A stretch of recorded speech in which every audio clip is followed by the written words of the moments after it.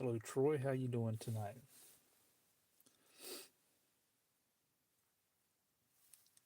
Hopefully, you're staying warm.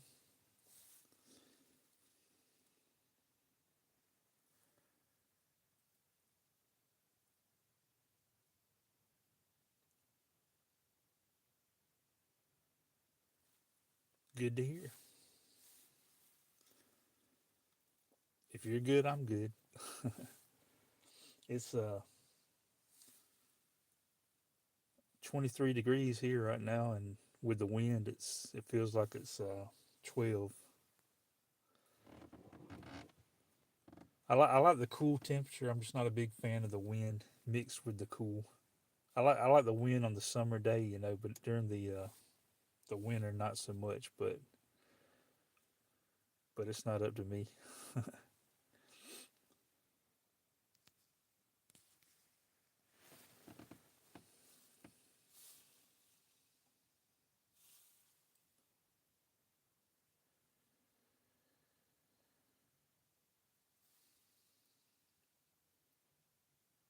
Happy Saturday to Shine. Greetings and salutations to Yoda Blessed Life.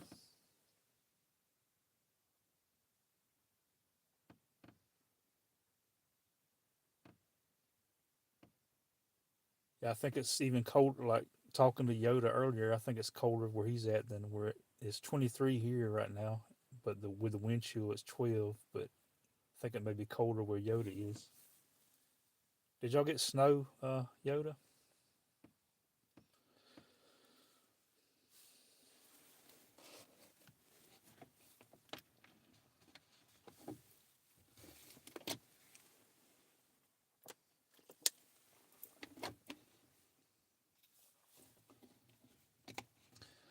I can't believe January is come and gone. Today is 9 degrees and 6 inches of snow. Wow. It very rarely snows here, but it snowed a couple of Sundays ago, just a little bit, and then last January it snowed 8 inches one day is the most I've ever seen.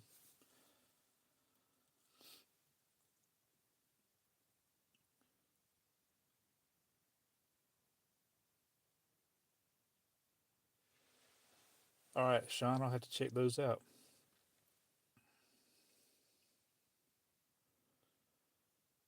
Sean, do you have a favorite Nolan Ryan item that you have out of all the things you have of Nolan Ryan? Do you have like a favorite above all else?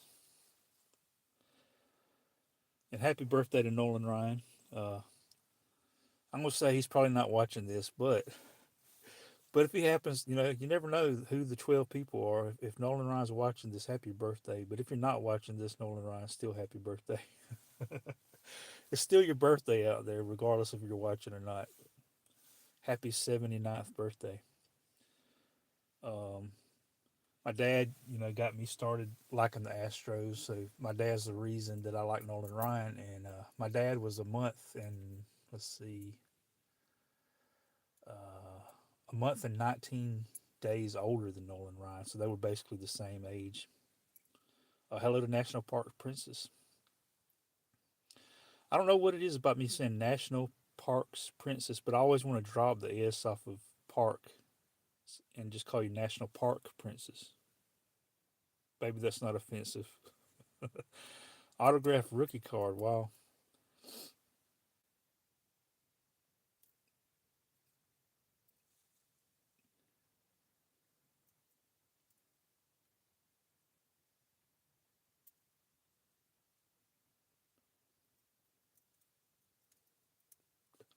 Be careful what you ask for. But I wouldn't call you nothing bad. But don't ever give anybody the license to call you anything. Um, but since Yoda says my favorite Nolan Ryan is my 68 rookie that got for collating a collection of 85 Donruss cases for a car shop back in the day. That's cool, Yoda.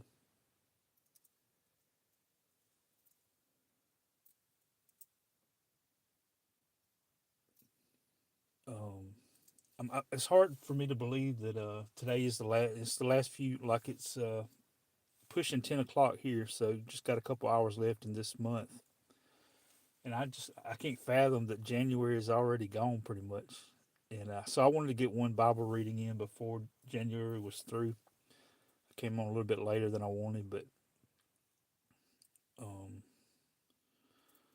gonna do like I done the other night.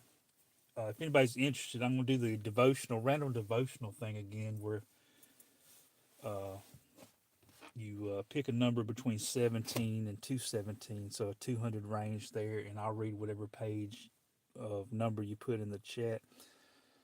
And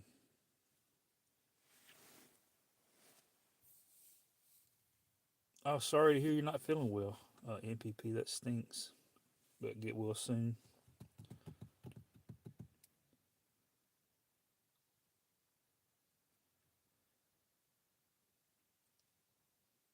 Yeah, I wish I could have met Nolan Ryan. There's still time, I guess, but he'd be a cool person to meet. Seems like, unless you're no, unless you're Robin Ventura. I would see as a kid, I'm an Astros fan, of course, so I liked all the Astros players, but I also like the White Sox because Bo Jackson, Frank Thomas, the Auburn guys played for the White Sox. And while I got to watch the White Sox, because of Bo and Frank, I also got to see Robin Ventura, so he became also one of my favorites. And I really loved his swing. He's like got one of my favorite swings of all time. So I was a big fan of Nolan Ryan, my favorite pitcher of all time, and then Robin Ventura, one of my favorite hitters of all time. Like I think he still has like the longest hitting streak in college baseball history, unless somebody's broke it recently. But anyhow, I was watching on TV as a kid, and I'm like, this is neat. But who do I root for? You got my favorite pitcher going against one of my favorite hitters. What do you want? Do you want a home run? You want a strikeout, or something in between? So I'm watching the game, and then Nolan, hits Robin, and Robin. I mean, for some crazy, I don't know. Sometimes I guess we do things without thinking. I guess that's what happened with Robin because he made a bad choice. But it was just weird that two of my favorite people uh, locked up. Seeing that as a kid, that's cool, Sean.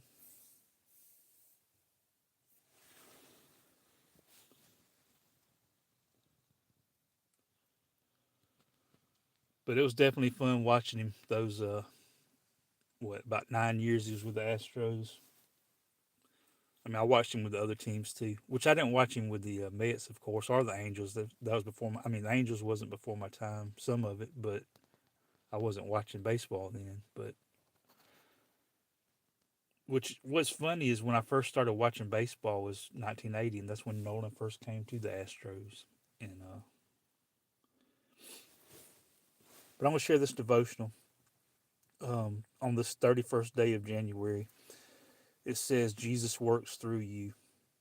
And and back on January the 15th, I read the 15th chapter of John, and this was one of the verses that I read where Jesus says, "I am the vine, you are the branches," and he says, "Without me, you can do nothing."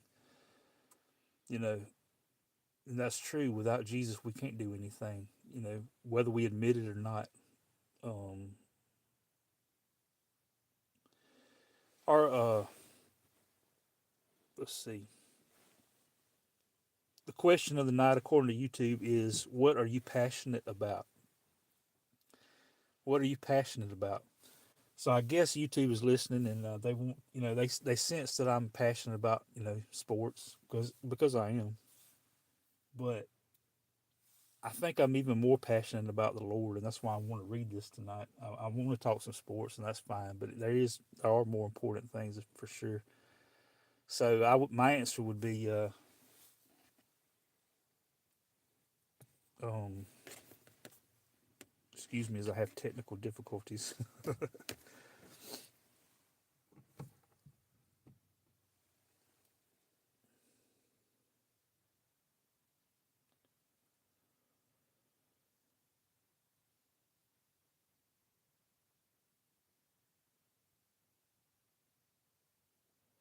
Okay, yeah, I definitely remember Alma in our prayers.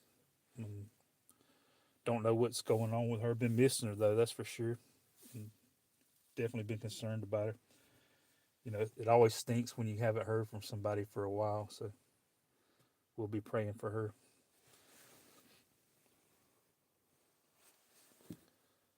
Um,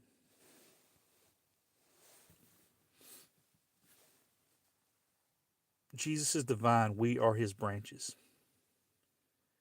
And like branches, we can participate and contribute to his kingdom only when we are connected to him.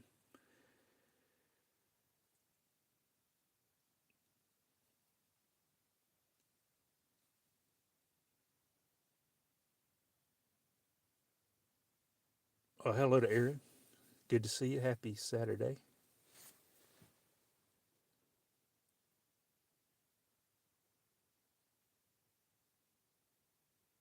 Okay.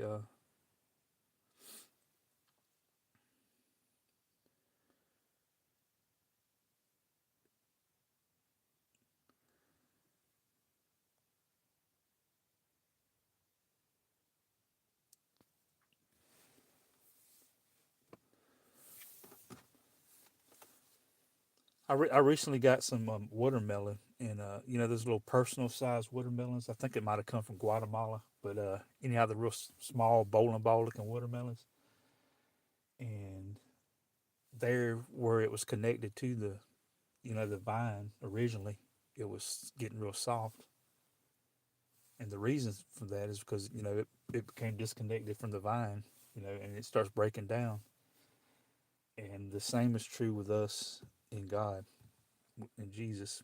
Apart from Him, if we're disconnected from Him, we can't do anything. Um, if we cut ourselves off from Christ, we are powerless to accomplish anything for Him or for His kingdom.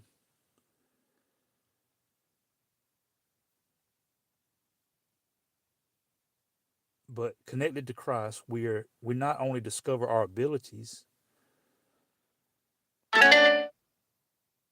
we find ourselves emboldened by His promise to equip us to do His will. Sean, that's good to hear, Sean. I love the feedback. I love your answer to my question, and I love what you said. Two great things to be passionate about. Hello to Nature Dog Realms. Happy Sunday, Saturday night, almost Sunday here. Got a couple more hours. So it asks a question: have you ever asked the Lord to place someone in your life, someone you can help? You know that would be a good prayers we lay down tonight. Is Lord, place someone in my life, someone I can help, because that's why we're here. One of the reasons we're here is to help each other out, and ask God, ask for wisdom to find out who needs my help. Lord, if you give me a tomorrow, show somebody that could use my help. And God will give you the ability to do it, whether it be give you the words to say or whatever, resources may be needed. God can, empower you or embolden you. He can equip you, like it says here. Have you ever asked the Lord to place someone in your life, someone you can help? If you want to bear fruit, if you want to make a difference for the Lord, ask Him to give you an opportunity to witness for His glory, and then watch what happens. Do not worry about what to say or do. Our Savior, the vine, promises to empower His branches to bear much fruit. Jesus will work through you. Um, and whoever was the proofreader of this book missed missed an error. Did anybody catch it? I said the right word, but it's misspelled. I'm seeing if anybody's paying attention at home. The last sentence there's an error. I caught the the error, spelling error.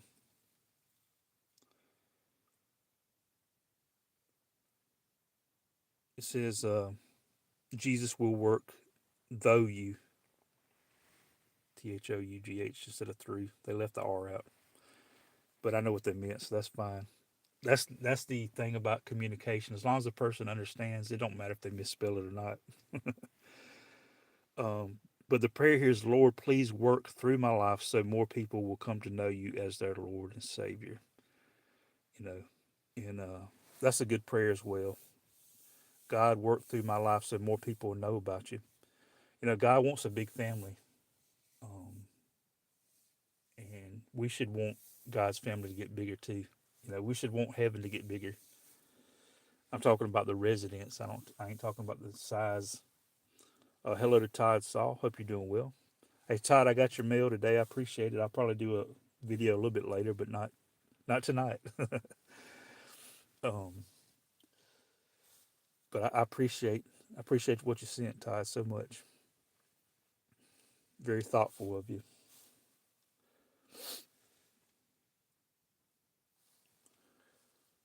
I was today is 131, just like the devotion of January 31st. So I was looking at the oh yeah, I got Nolan Ryan underneath. That's pretty cool that Todd says he's related to Nolan Ryan. That's super cool. And but Sean gifted me with this picture of Nolan Ryan. That's really cool. That's a facsimile autograph, but it looks basically like the one that I showed today on my video that my dad got through the mail.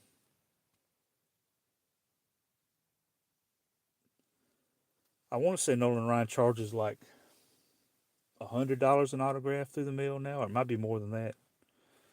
But back in the day, hardly nobody was doing it when my dad was doing it, so it was free back then. And I had seen a note where I don't forget it might have been Ernie Banks. Who else? Uh, I can't remember if it was Ernie Banks. I want to say it was Ernie Banks. It may have been somebody else, but I seen a note that my dad had sent for his autograph. It may not have been Ernie Banks. It was somebody, and he wanted $6, which might have sounded like a lot back then, but now to get a Hall of Famer's autograph is $6. But I can't remember who it was. I want to say it was Ernie Banks. But today is Ernie Banks' birthday. Um, he was born on this day in 1931. But let's play two. I always loved his smile. I'm a big fan when people smile, and Ernie Banks had a good smile.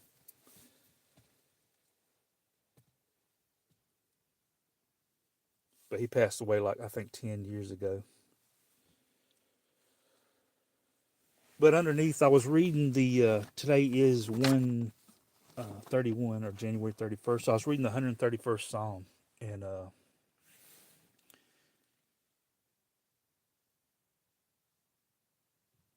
distant cousin. Okay, if you're a family tree expert, anyone you can help me out.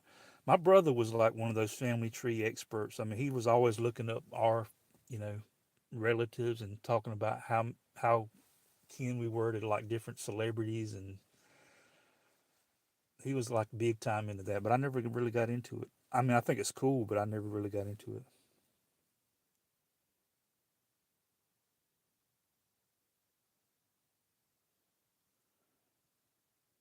That's cool, Ty.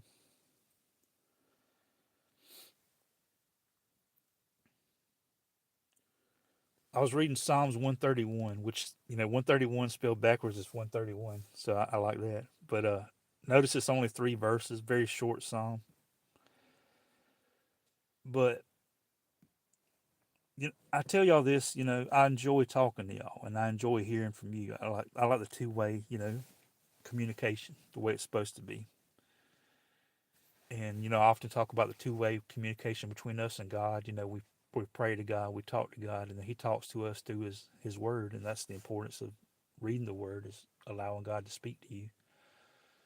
You know how cruel it is or sad it is to think about not allowing God to talk to us. You know, the one that made us and designed us. But that's exactly what happens when we don't get into His Word. We're just closing Him off to, and He has more important things to say than anybody else does. Um,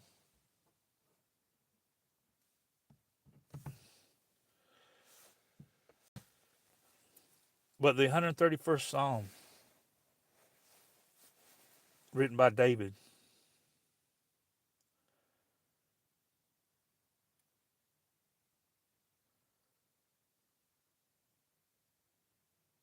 That's cool, Troy. I mean, Todd. I thought that said Lucille Ball at first. Um, but the 131st Psalm,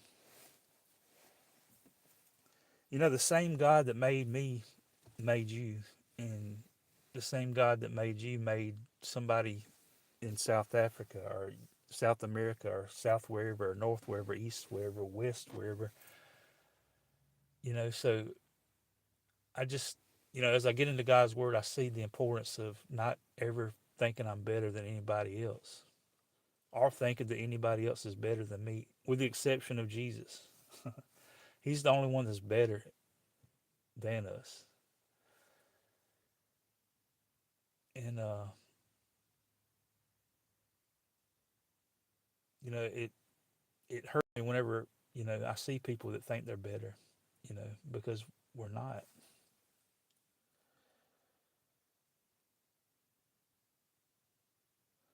Nolan's first cousin was principal at high school.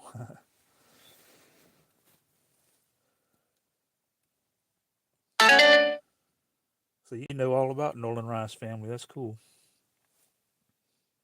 The only thing I know about Nolan Ryan's family, I remember he had two sons, Reese Ryan and uh, I'm drawing a blank on the other one's name. Reese Ryan. I can't think. But I like what David says here in the 131st Psalm. He says, Lord, my heart is not haughty. Reed Ryan. That's right. Reese and Reed. But David says, my heart is not haughty, nor my eyes lofty. Neither do I exercise myself in great matters or in things too high for me. Surely I have behaved and quieted myself as a child that is weaned of his mother. My soul is even as a weaned child. And I like how he closes out, let Israel hope in the Lord from henceforth and forever. The importance of hoping in the Lord. But I just thought I was just thinking about the two H's in this short verse, humility. Which what is God looking for in your life? What is he looking for in my life? He's looking for faith, but he's also looking for humility. The Bible talks about God resists the proud. You know, he rejects pride. He resists it. And I don't know about you, but I don't ever want to be resisted by God or rejected by God. So I need to do the opposite of what he don't like. And what he likes is humility, which is the opposite of pride. And when you look down on other people, that's showing pride. And when you look down on other people, you can't look up to God, that's what we all need. So just the importance of having humility. And like I said, I like talking to y'all. And have you ever experienced somebody that maybe thought they were too good to talk to you? Or maybe at one time you've been that person. Or maybe somebody out there is that person. I don't know. But I just, the importance of seeing each other as in the same boat of humanity. We're all people made in the image and the likeness of God. I'm not better than you. You're not better than me. Um, there's a guy that was born here in Alabama. He's blind. His name is Gordon Mote. I don't know if y'all have ever heard of him, but he plays piano, and you can see him like on the Gaither videos. But he's got a song, and the lead singer of Alabama sings with him. The country group Alabama, but it says we're just walking each other home, and I love that song because you know that's a good way to for me to look at what we're supposed to be doing as brothers and sisters is walking each other until we get home, because this world ain't my home.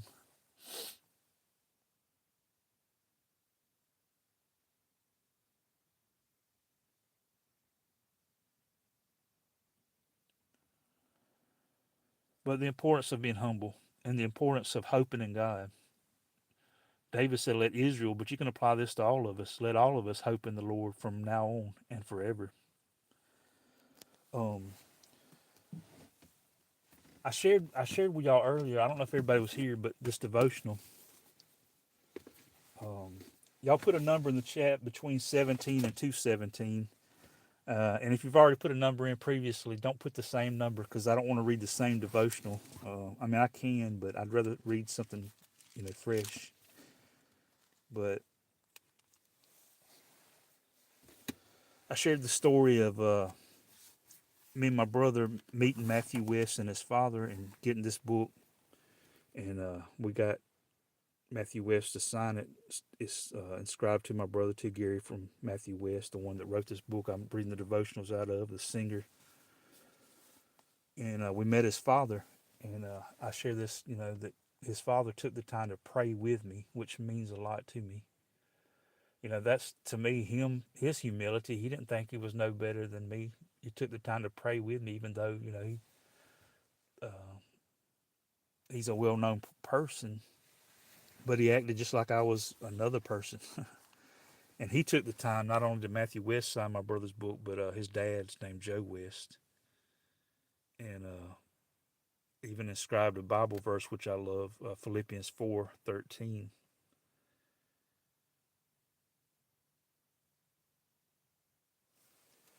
I don't know if y'all familiar with that passage, but it's one of my favorite verses in the Bible, Philippians chapter 4, verse 13. I'll share it with you.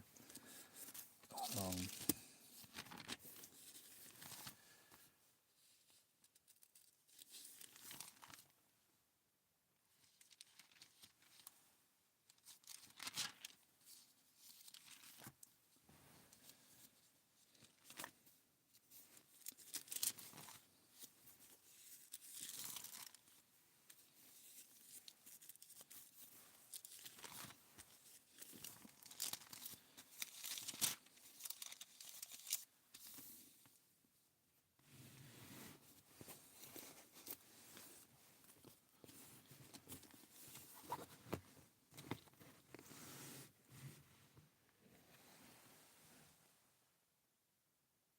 Philippians 4:13. I can do all things through Christ, which strengtheneth me. That's a great verse. Which Philippians chapter 4 is a great. All the Bible is great, but I like Philippians chapter 4. Paul writing to the church at Philippi, and he says, "Therefore, my brethren, dearly beloved and longed for, my joy and crown, so stand fast in the Lord, my dearly beloved." But get this, um, Paul is concerned about two people getting along with each other.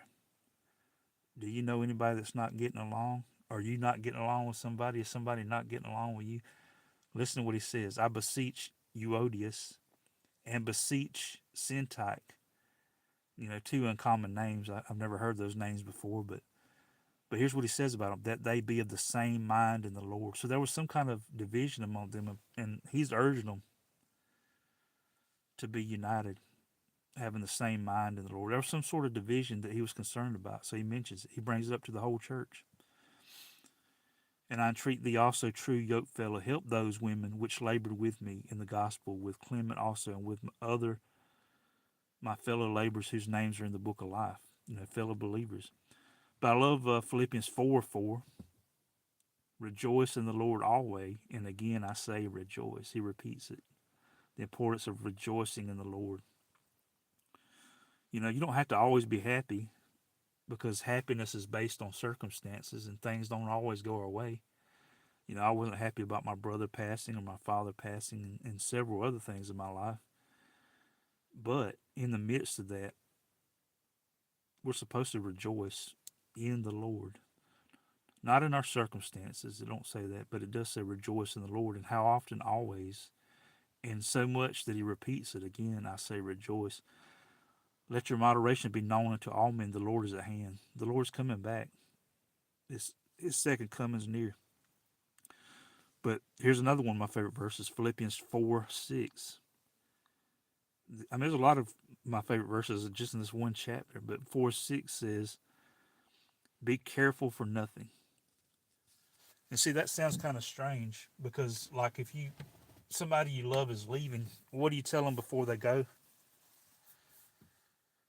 If there's somebody that you care about and they're leaving, they're going somewhere, probably one of the last things you're going to say to them is be careful. Be careful. You know, put on your seatbelt. Look both ways before crossing the street. You know, a bunch of important things you tell them because you're concerned about them, you care about them. So you say, be careful. Safety is at your heart and at your best interest. But when it talks about be careful here, it ain't talking about like that. It's when he's saying be careful for nothing, he's saying don't worry, don't have no cares, um, don't worry about anything. That's what it's saying there. Be careful for nothing means don't worry about anything. Well, if I shouldn't worry about anything, what should I do? What should you do? If we're not supposed to worry, and we're not, because worry is like getting in a rocking chair. It gives you something to do, but it don't get you anywhere. You know, just in that same spot. You're not moving forward at all.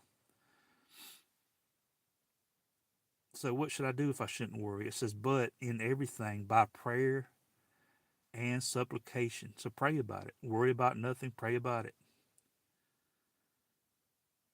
Prayer and supplication with thanksgiving. So all of our prayers ought to be seasoned with thanksgiving. There ought to be, when we talk to God, there ought to be some point in our prayers of talking with God, there ought to be a thank you in there. With thanksgiving, let your request be made known unto God. So what do I do when I worry? I need to turn it into a prayer. Let God know about it. Let your request be made known to God. And what will be the result of that? And the peace of God, which passeth all understanding, shall keep, and keep means to guard, keep or guard your hearts and minds. Allow God's peace. You know, worry will mess up your heart and your mind. It's not good for you. But if you pray about it, you talk to God about it, you place it into God's hand, He brings you peace, which passes all understanding, and it'll guard your heart and your mind through Jesus Christ. And you know, what is your thought life? What is my thought life? What do I think about most? You know, the question here is that YouTube asks is, what are you passionate about? You know, when you're passionate about something, you'll think about it a lot.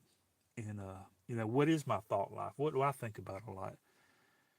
Man, He gives us a lot of good things to think about in verse 8 that'll keep you from having a troubled mind. You know, if you watch the 6 o'clock news or whatever time the news comes on for you, you're gonna hear a lot of troublesome stuff. You're gonna hear some untruths, some lies. I mean, I ain't gonna say everything, but a lot of things is not honest, and a lot of things are troublesome. But listen to what it says here.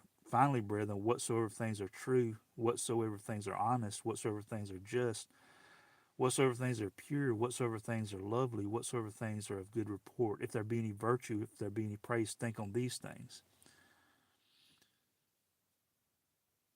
So, you know, what is your thought life? Well, a lot of the things you think about are the things that you heard. So what are you listening to when you watch television? What are you watching when you listen to radio? What are you listening to when you're watching YouTube? What are you watching? Because it'll affect your thought life. And if you listen to the wrong things, you'll be doing some stinking. I call stinking thinking. You know, and what goes into your mind comes out in your actions.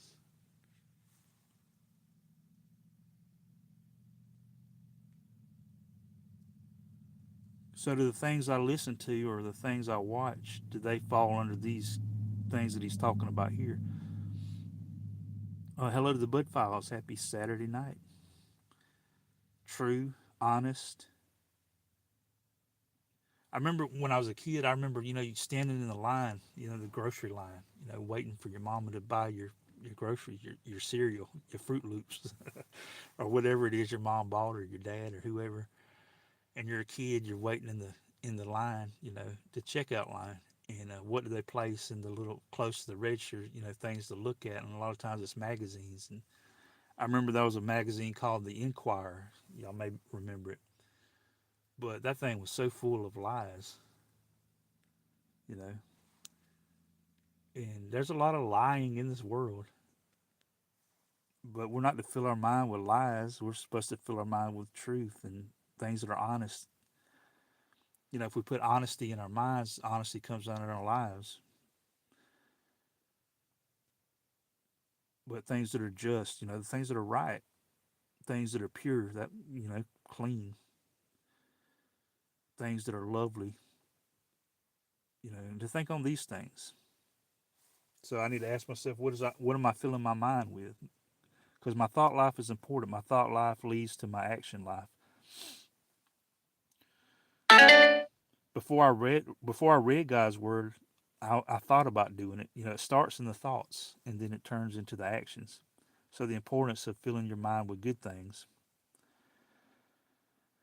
But Paul tells the church at Philippi, he says, those things which ye have both learned and received and heard and seen in me, do.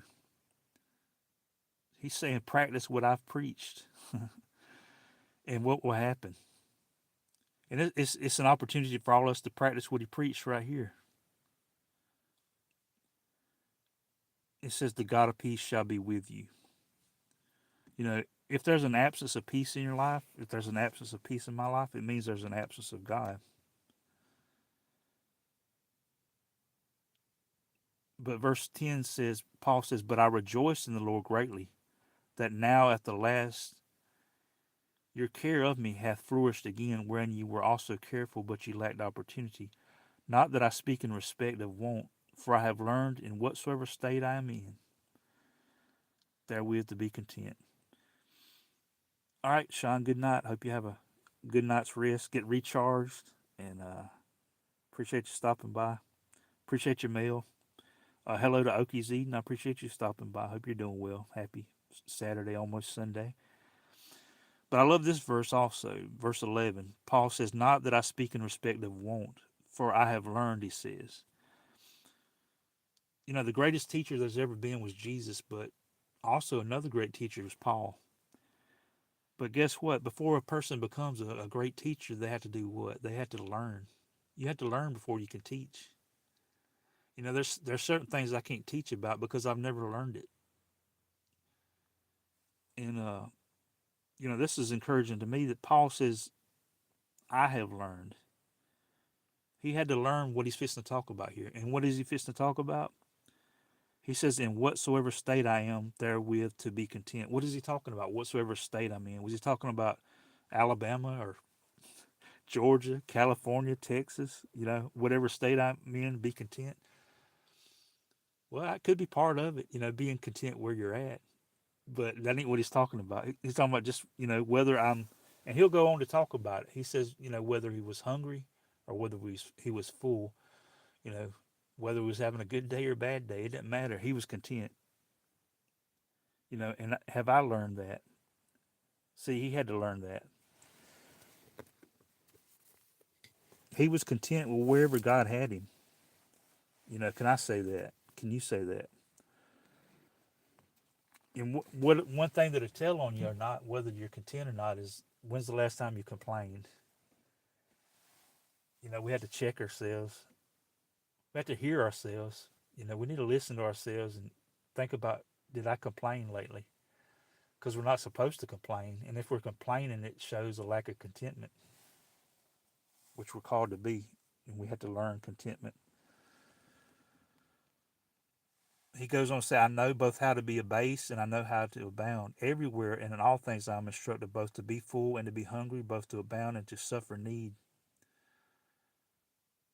But then he gets to that verse that I read that Matthew West's dad inscribed to my brother, Philippians 4:13. I can do all things. What does all things mean?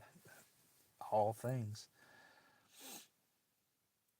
through Christ. You can't, back to the introductory verse that I read, without him you can do nothing. But with him you can do all things because he will strengthen you or give you the ability to do what it is that he wants you to do. Going back to the I am the vine, ye are the branches.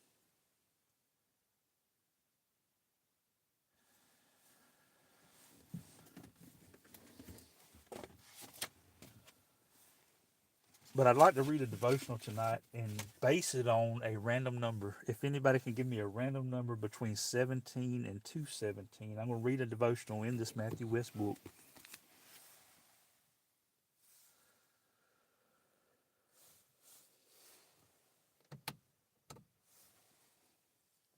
Any numbers. Put a number between 17 and 217 in the chat, um, and I will appreciate it.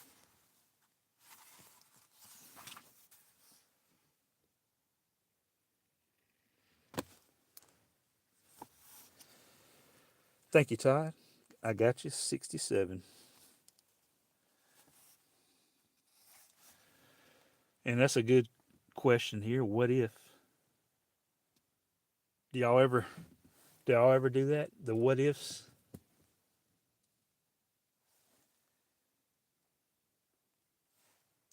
The hypotheticals? But the key verse here is Mark chapter 5, verse 36. It says, "Have you noticed how Satan attacks us through fear? The result is that fear can undermine our day one." That's the name of the devotional, day one. Today's day one. Fear can undermine our day one. Fear destroys our confidence in God's work. You know, where there's a presence of fear, there's an absence of faith, an absence of trust. Sometimes fear works this way in my life. This is Matthew speaking, Matthew West. He says, sometimes fear works this way in my life. What if I lose the ability to write songs?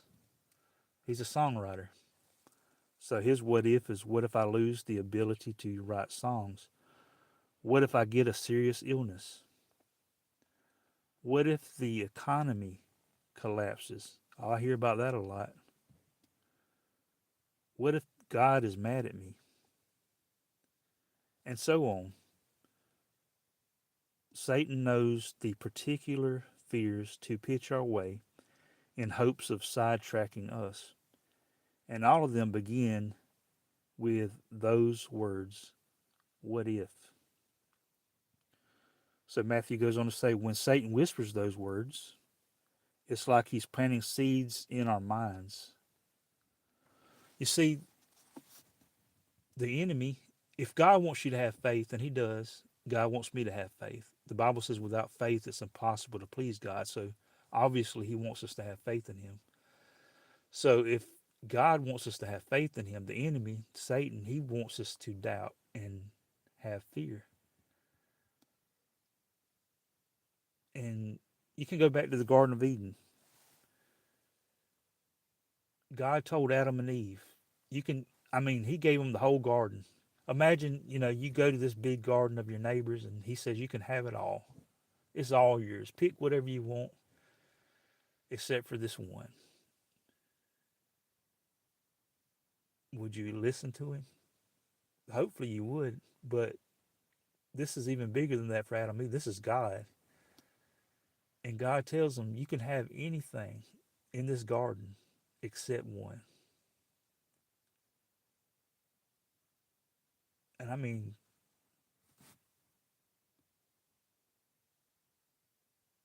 so then the enemy comes, the tempter comes, like he does to all of us. He tempts us.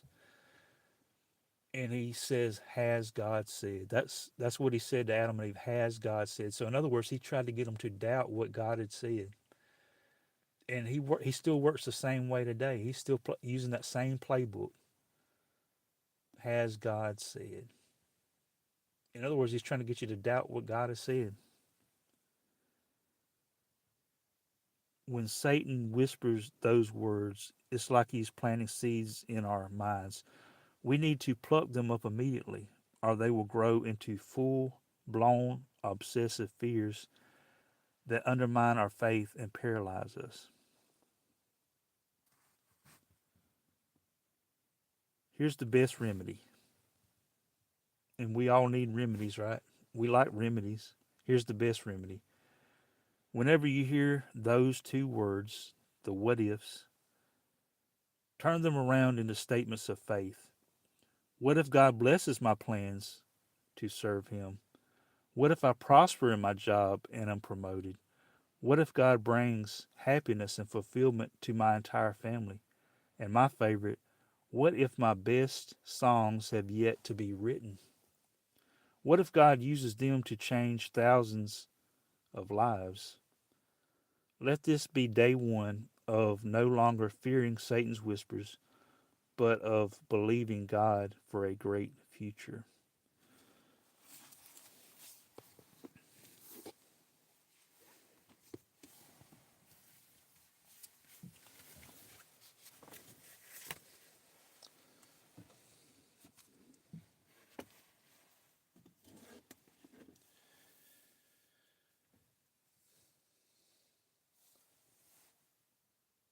All right, Todd, I appreciate you stopping by. I hope you have a great night. Get you some rest, get recharged.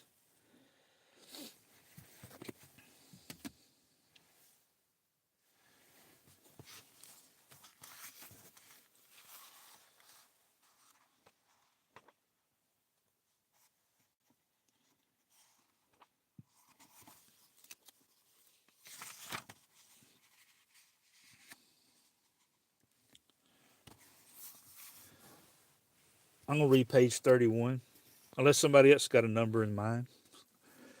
Um, since today's the 31st, I'll just read page 31, which says counting the days. And it gives 1 Corinthians chapter 2, verses 9 and 10. It says, what no eye has seen, nor ear heard, nor the heart of man imagined, what God has prepared for those who love him. These things God has revealed to us through the Spirit. 1 Corinthians chapter 2, verses 9 and 10. So Matthew asks a question. He says, remember how it was in school when summer break drew near. That's something we can think about. The feelings of, hey, school's out for the summer almost. Remember how that felt. Or when Christmas was coming. 10 days till summer break. 7 days till Christmas.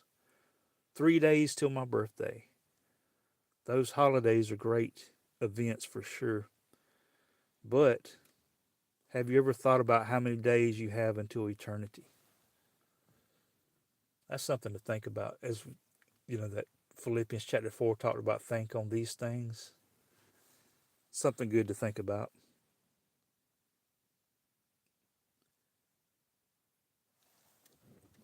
Only God knows, but you can wonder how many more days do I have until eternity?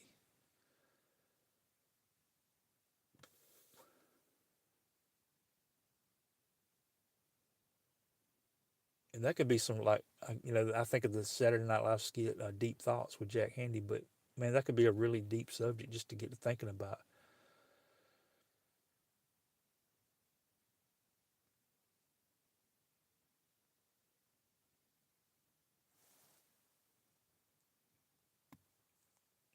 Have you ever thought about how many days you have until eternity?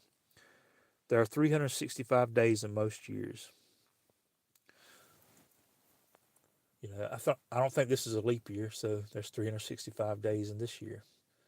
Oh yeah, I was reading something cool. I seen where or Lord willing, we have a tomorrow, February the 1st. That the uniqueness about this coming up February is there's exactly four Sundays in February, 4 Mondays, 4 Tuesdays, 4 Wednesdays, 4 Thursdays, 4 Fridays, and 4 Saturdays. So there's four of each day of the week in this month of February, and that's like a rarity. But he says there are 365 days in most years, and let us say I've got about 50 years on planet Earth. That means in about 18,250 days, give or take a few thousand, I'll begin the biggest holiday of all.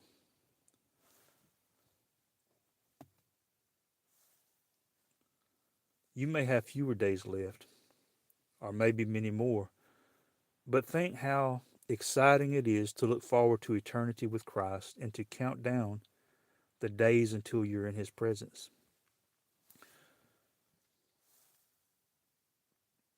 That attitude makes every day exciting, knowing that you are 24 hours closer to heaven.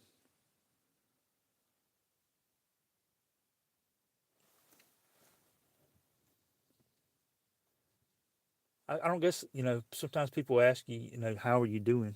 or often. That's a pretty common question. How are you doing? I don't guess I've ever answered somebody in that way, but maybe that's going to be one of my new ways to answer people when they say, "How are you doing?" Hey, I'm 24 hours closer to heaven. You know, in each new day, I'm 24 hours closer to heaven. And just wait until you see what God has planned for you in eternity. You know, and like the scripture says, we can't really even imagine what God has prepared. But it's fun to try.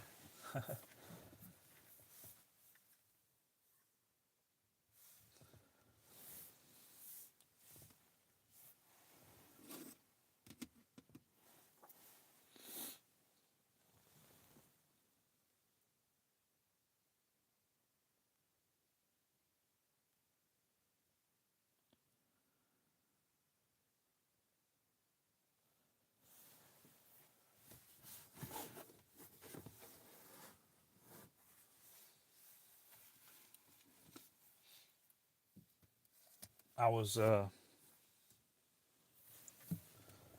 before I came on here, I was going through a drawer and looking at some of my brother's stuff, things I hadn't come across. I came like across some songs he had wrote. He wrote songs just like Matthew West. I'm talking about. My brother wrote was a songwriter, but just reading some of the lyrics, and I used to hear him sing the song, so I was singing along, and it brought back memories, brought a lot of tears. But when I was going through, I also came across something I ain't seen. I don't think I've ever seen. I guess this is something that my dad had, as we're talking about time,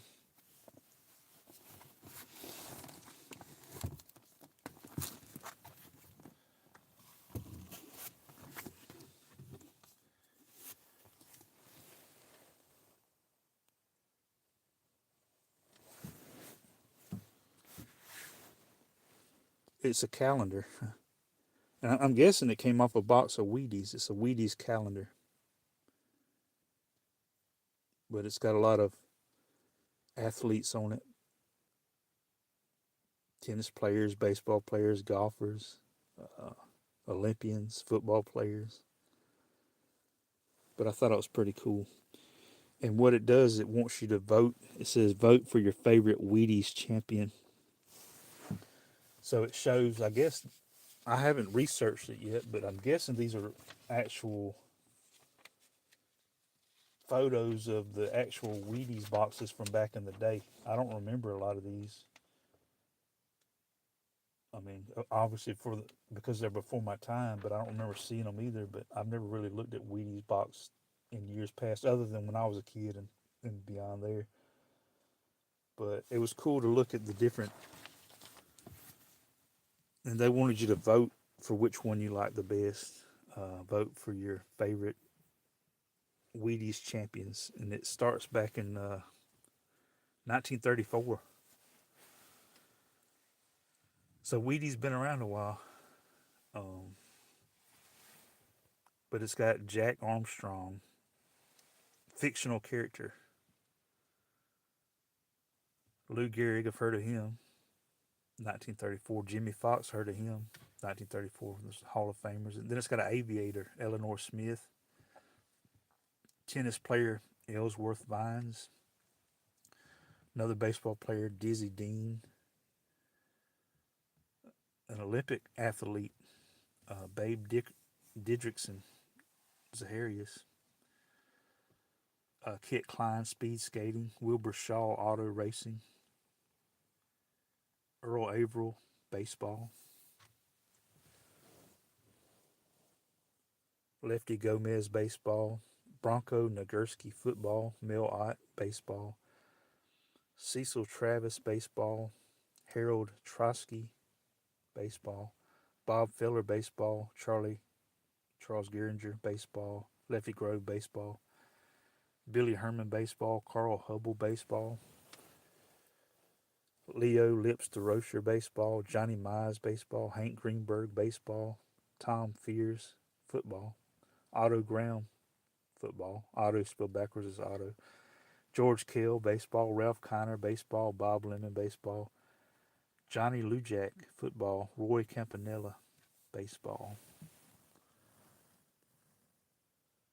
Glenn Davis, football. Preacher Rowe, baseball, 1952. Bob Waterfield, football, 1952. Now we get a Celtic. Bob Cousy, basketball, 1956. Bobby Lane, 1956. Duke Snyder, 1956. Esther Williams, swimming.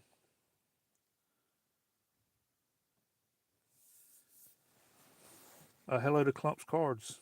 Appreciate you stopping by. I almost put you in timeout by accident.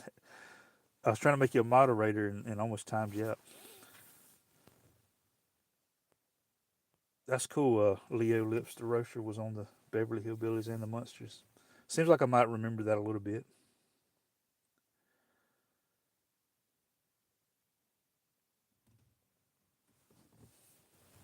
That was another cool thing about those old shows. They used to have like athletes on there. I like. I think like I remember. Um, I think it was on the Beverly Hillbillies too that Don Drysdale was on.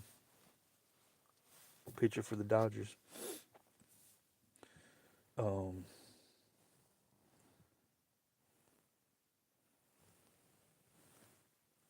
my fellow Alabamian, 1964, Bart Starr, great quarterback for the Green Bay Packers. Tom Tresh, baseball. Uh, Billy Mills, track. Good night, Nature Dog Realms. I appreciate you stopping by. Raymond Berry, football. Joe Horland, baseball. Tim McCarver, the catcher, announcer, baseball, 1967. Here's a guy I actually met, Bobby Richardson, baseball, 1967. He's a great guy, Bobby Richardson. He's from South Carolina, played for the Yankees. Only player to ever win the World Series MVP on a losing team. But great guy. I got to hear him give his testimony at a wild game supper one time. But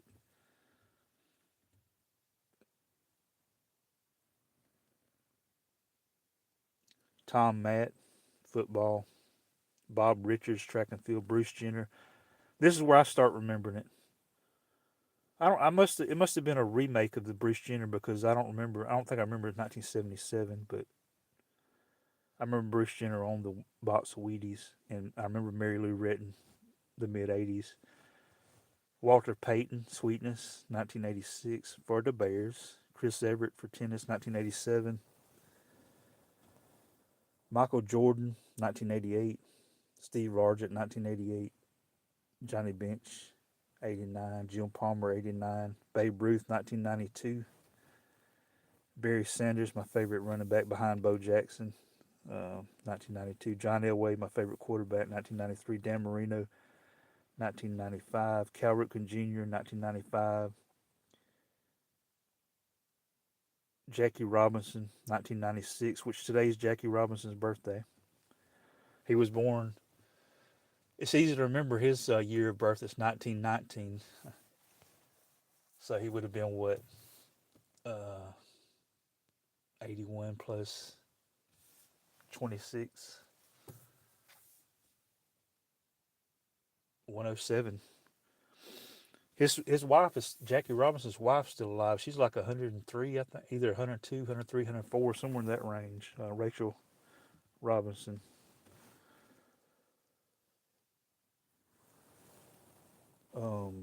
Dale Earnhardt, racing. Steve Young, football. The U.S. Olympic team, women's gymnastics. Michael Johnson, track. Dan O'Brien, track. Andy Van Dyken, swimming. Amy Van Dyken, swimming. Tom Dolan, swimming. Roger Staubach. I should have showed this to Todd Saul before he left. Cowboys fan. Arthur Ashe, tennis. Franco Harris, football. Men's hockey, 1980. Famous team there. Brett Favre. Richard Petty. The women's hockey team. and Tiger Woods. Who would you vote for? Who would you vote for your favorite Wheaties champion? That's tough. That's a tough question. I don't know who I'd vote for. I like the Celtics, so Bob Cousy comes to my mind.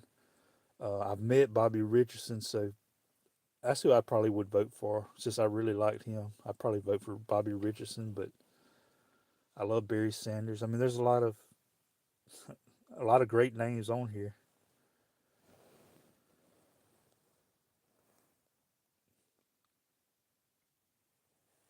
Where's Nolan Ryan at? I'm sure he's been on a Wheaties. Why didn't he make this? But here's the calendar.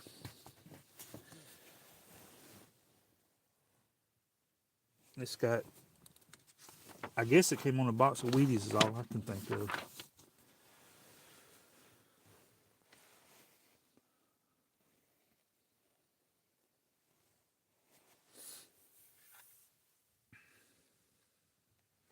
Hello, Mary Lou.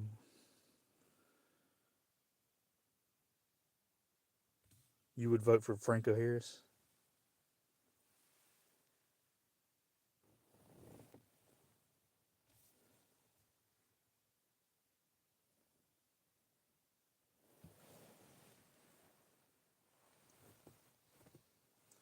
There was a Nolan Ryan. Which team was he on? Hopefully the Astros.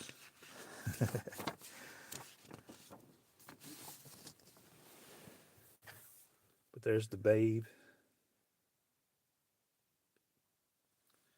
There is Dizzy Dean, not to be confused with Jimmy Dean. James Dean. But I like on this calendar, it's got like, well, I mean, it's got the obvious like New Year's days on the first, but it's got uh, on January the 3rd, Red Sox sell Babe Ruth to the Yankees. Now, that was a major error. um, let's see. Roger Staubach, once again, shout out to Todd Saw, was the MVP in Super Bowl VI on 1972 on January the 16th. But I like how it tells about different, holidays, but also different sporting happenings. Uh, Bob Cousy on February the 7th scores career high 46 points against New York, 1960. So that's cool. Love to see that as a Celtics fan. Bob Cousy is definitely one of my favorite autographs I've ever got through the mail. I love that he inscribes peace. Whenever he autographs, he inscribes peace. I'm all for some peace. Um, February the 26th, Michael Jordan scores 58 points against New Jersey, 1987. So that's cool. But I like how they tell different things on different days. Bob Feller, Jimmy Fox, Carl Hubble. There's the birthday boy, Jackie Robinson, for the Brooklyn Dodgers. And there's Mr. Cousy.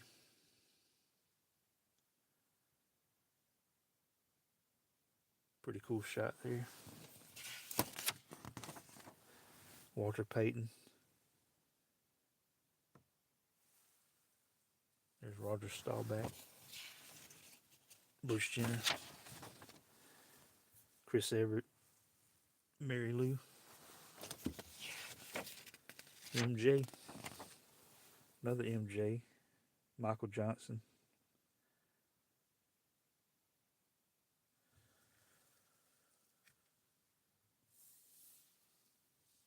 Tiger. Ken Griffey Jr. Oh, you got a Cousy autograph too? That's cool.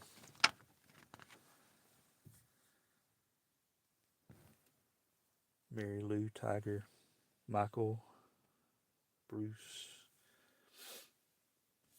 Walter Payton. But I thought that was neat. I came across that tonight. Calendar. You used to could get a lot of good stuff in cereal boxes or attached to cereal boxes. I have a lot of great memories of things that came in cereal, but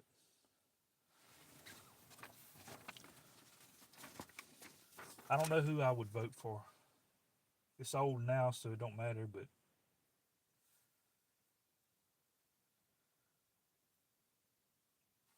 a lot of people I like on that. Yeah, Wheaties definitely had to have a lot of sugar. Yeah, I always. It's probably why I have some of the complications that I do as I get older too. All them Wheaties that I had to drown in sugar and cornflakes.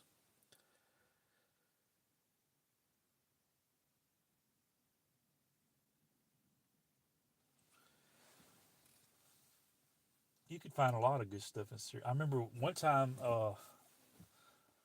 it almost came to me what uh, brand it was, but you used to could find money in cereal, and that's kind of odd, because when I think of money, I don't think of cleanliness. But these were uncirculated money from like other countries, but it was sealed, of course, so it wasn't actually touching the product. But still, it's weird to think of money in cereal. But I used to look forward to getting uh, boxes, and I can't quite think of what brand that was. Seems like I do remember those records you're talking about. Yeah, yeah, I had a fold up plastic record player. Still have it. It's orange. Used to play a lot of like records that told stories. It had a book to go with it. It would tell like I don't know, had a Star Wars one.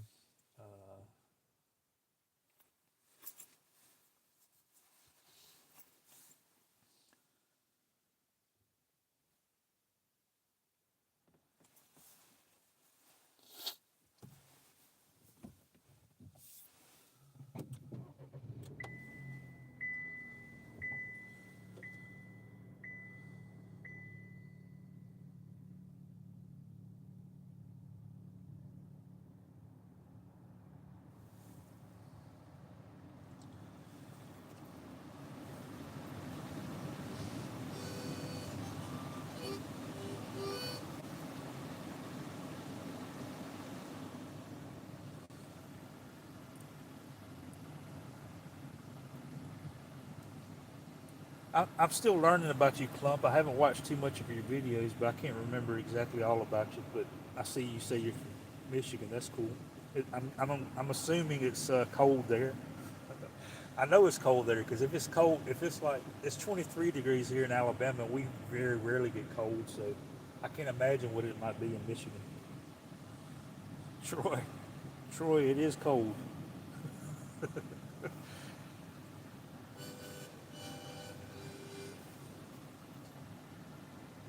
Who, Troy? Who is your favorite Wheaties box? Who would you vote for your favorite Wheaties box of all time? 3 degrees. Wow. The coldest it's ever been here is that I can remember is 1 degree, and it was on Christmas. I remember one Christmas night it was 1 degree. That's the coldest I've ever seen since I've been alive.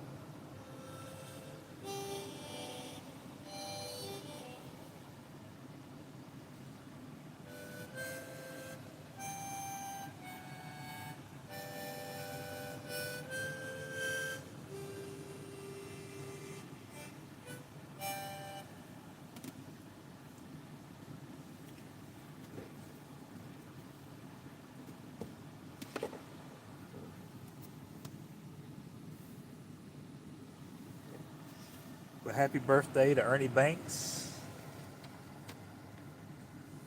Happy birthday to Nolan Ryan.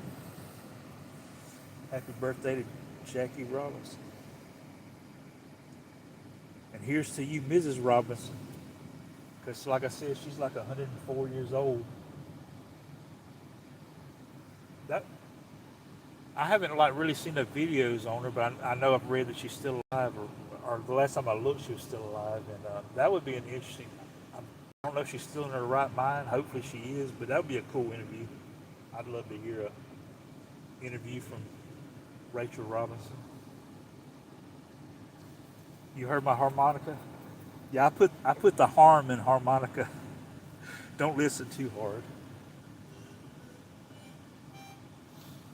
Now my dad and my brother, they played the harmonica all the time. They had the ear for the music. They had the gift, so they could play any song. They would like feel it out, and I can't do that. I'm just basically letting out hot air. I don't have that skill.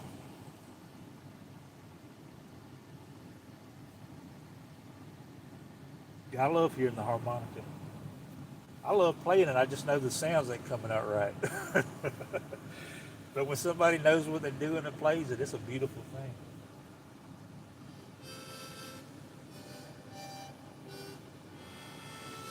People talk about, they're playing in the key of G or the key of A or the key of the C, and I play in the key of out of key.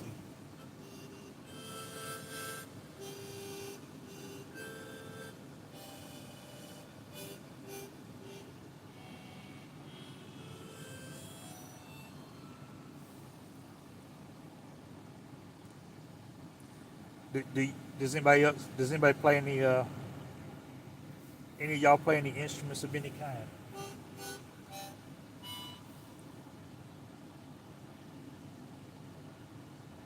Oh, you're gonna have to show that picture, MPP.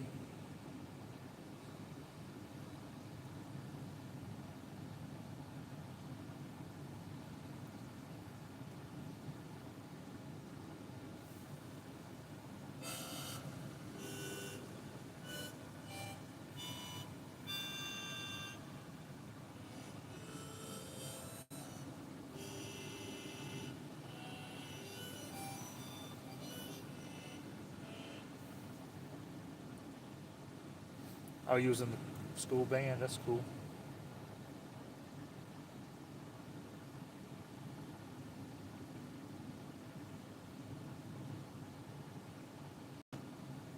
Where's Troy? You are Troy. I don't understand your question. Are you talking about the other Troy?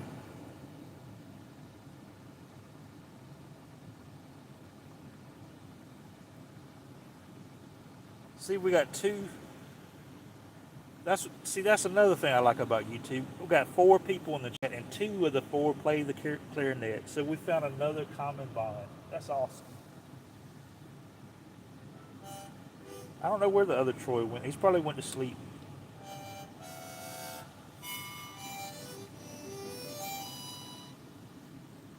Do you play the bass guitar, Clump? I play the bass guitar. That's the only thing I can do decently, I guess. My brother, he played. Well, my brother can pretty much play any kind of instrument because he has the ear, and I don't. But he played the guitar more than anything else. So I was like, well, that's got six strings, and the bass only has four strings. So it sounds more like my speed. So I've always played the bass, which I haven't really played in a while. I kind of haven't been doing it in a long time.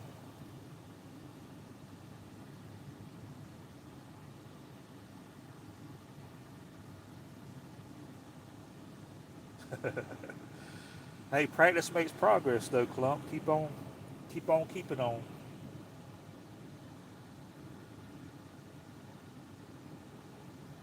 I want to see y'all playing y'all's instruments. Y'all gonna have to go live and play your instruments, and I promise you, I'll enjoy it. Because if y'all are like not as good as y'all say y'all aren't, I can relate to that. More common bonds.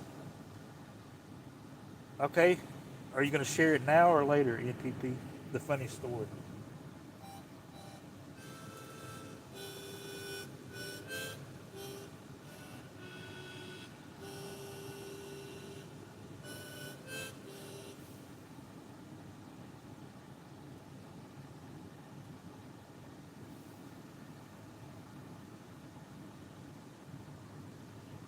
You said mechanics. It made me think of Mike and the Mechanics. Y'all remember Mike and the Mechanics? That song. that song that they had, man, it really, I mean, it was made me sad before when I used to hear it, but now that my dad has died, it really makes me cry. Talks about in the living years.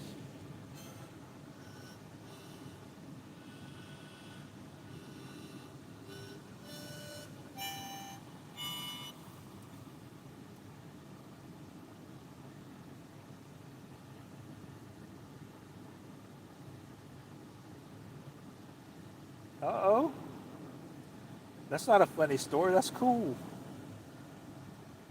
So I guess by you not like remaining in choir, you started act, your behavior got better.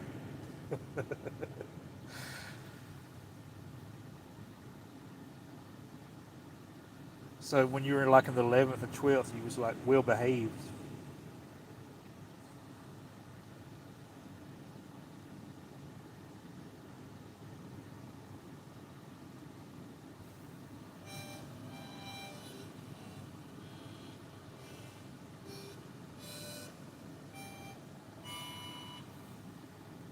They didn't have choir in school for me.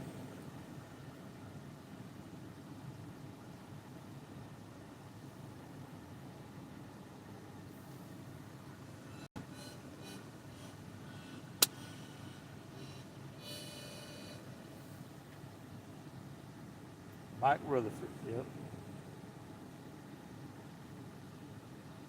Cutting class. What in the world?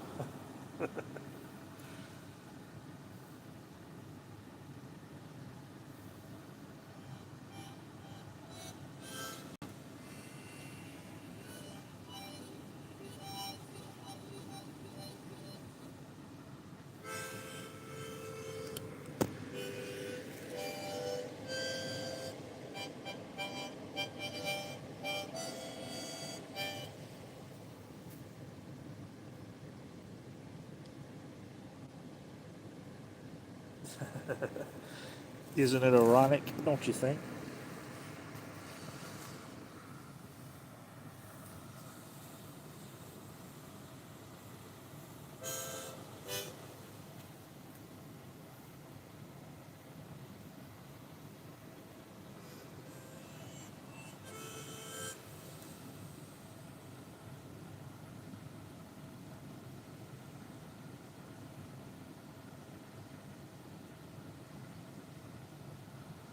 Troy, who's your favorite baseball player of all time? And is he a Diamondback?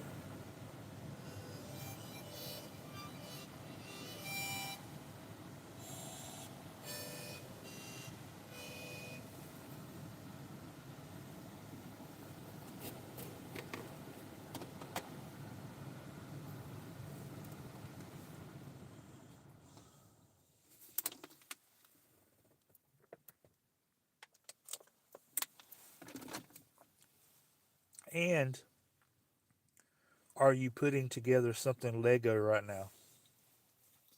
Inquiring mind wants to know.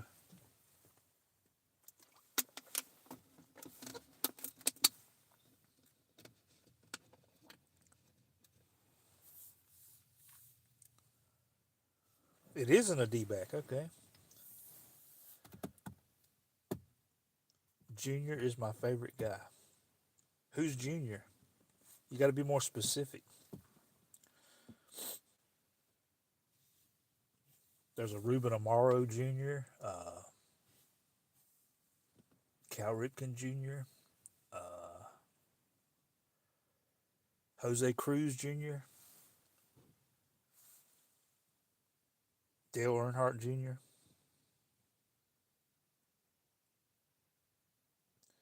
Junior Felix, Junior Spivey. I could go all night on some juniors. My dad was a junior. Junior Kennedy.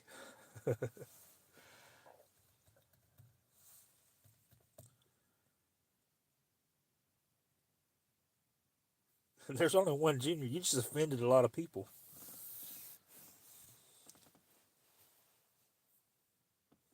I mean, Cal Ripken Jr. To do what he did, you know, Sandy Alomar Jr. Yeah, Of course, he's not known as well as his brother, but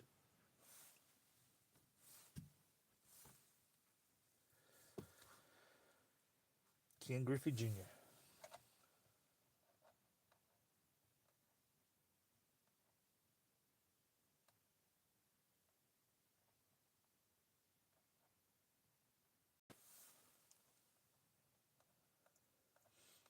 Yeah, that's one of my favorite things I remember, watching was when Cal Ripken broke the record. Was Cal Ripken on one of these Wheaties? I can't remember now. I don't think so. But I'm sure he's been on a Wheaties box before, too.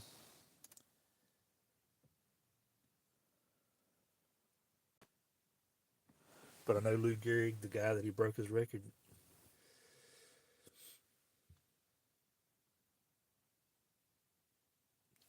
Today, today, today, today, I consider myself the luckiest man on the face of the earth.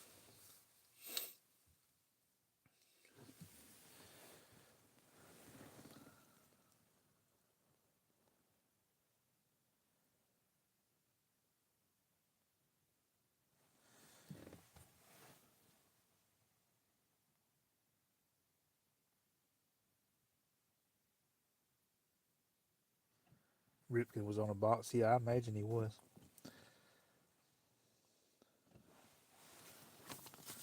Hey Clump, do you have Richard Petty's autograph?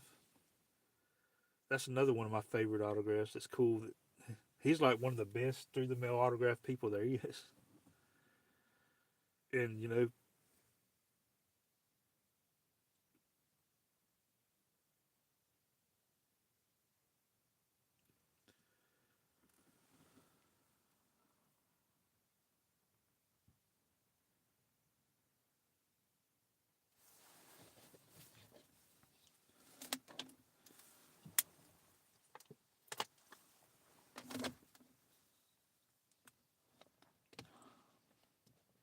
King Richard.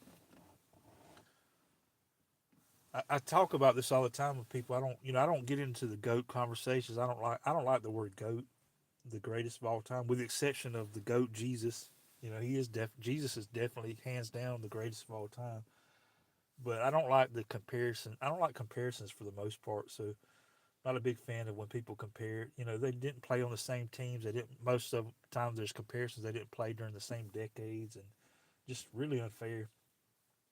I guess it's fun conversation, but I'm not a big fan of the goat talk. But you know who most people consider the goat of racing is Richard Petty, and it's cool that he's like the number one to me signer through the mail. Even though and that was what I led off tonight's devotional about is humility. Not thinking you're better than anybody else, and the guy that's considered the greatest race car driver takes the time to sign autographs for his fans, which is awesome. Um,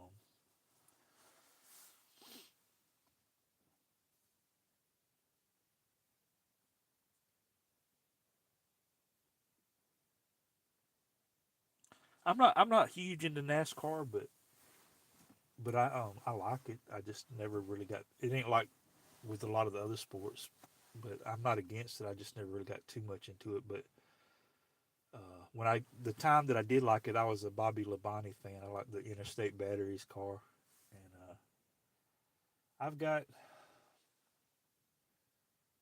I'd say probably about a couple dozen race car through the mail autographs. I don't have a lot, but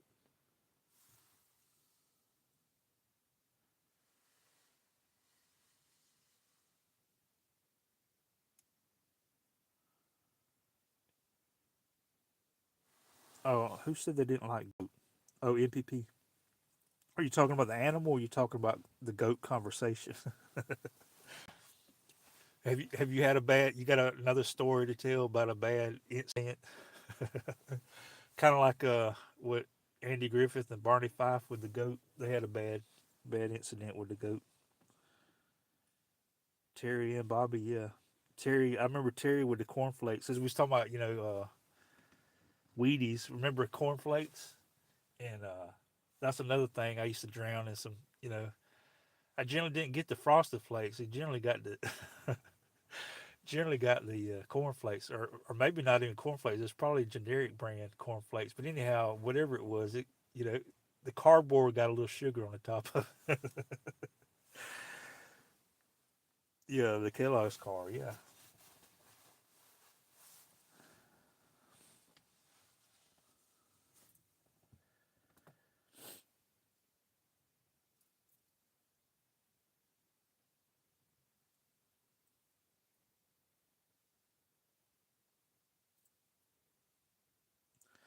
that's cool, NPP.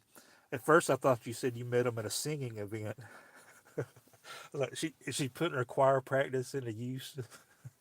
And I don't remember the Labani brothers or Labani's being in a musical group.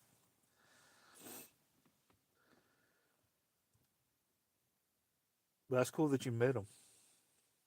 Did you get their autographs? Because I know you have autographs too.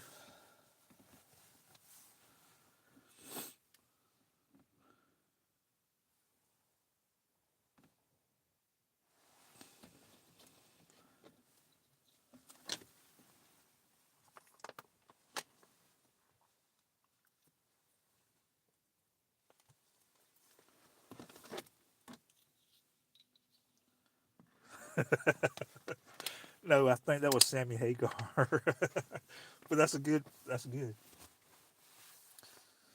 The Labantes. And now, but my brother could do the Casey Kasem impression. So I wish I could. I'd do that. I'd introduce "I Can't Drive 55" by the Labantes.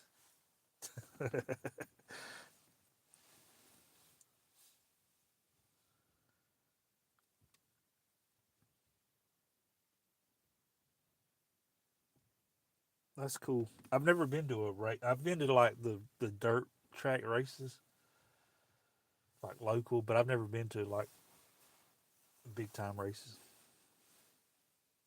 Yeah, that's good trivia there, Clump. Casey Kasem was the original Shaggy on Scooby Doo. My brother got Casey Kasem's autograph through the mail, and he inscribed it to my brother. It's pretty cool.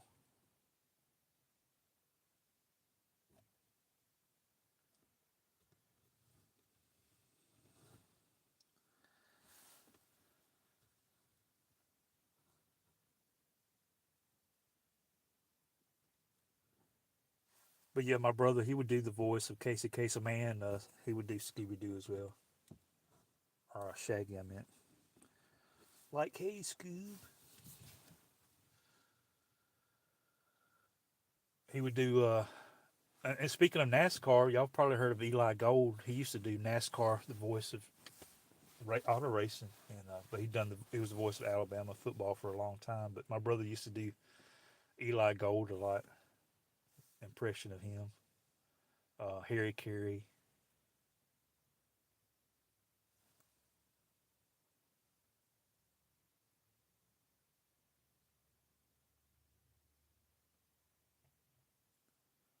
hurts your ears, yeah. I remember like seeing like when the like pieces of car or actual cars went up in the stands too. That I bet you that's a weird thing. You're sitting there watching a race and then the cars look like all up on you.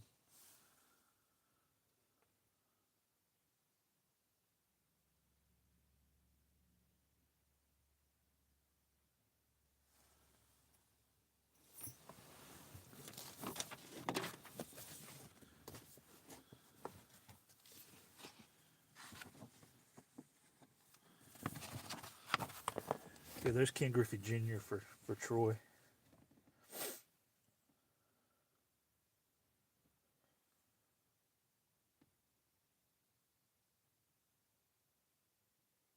I want to say my dad got Dr. Jerry Punch through the mail, but I'm not 100% sure. I have to look and see. I know I've got some cards of his, some NASCAR cards of Jerry Punch, but I don't know. Can't remember. I think my dad got his autograph. Yeah, I talked about earlier. I talked about Robin Ventura has one of the prettiest swings I remember when I used to watch, and but Ken Griffey Jr. definitely had a pretty swing.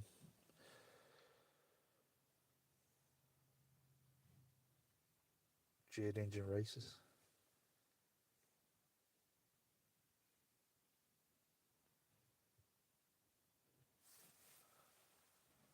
That's the night that the lights went out in Alabama. That's the night that they hung an innocent man.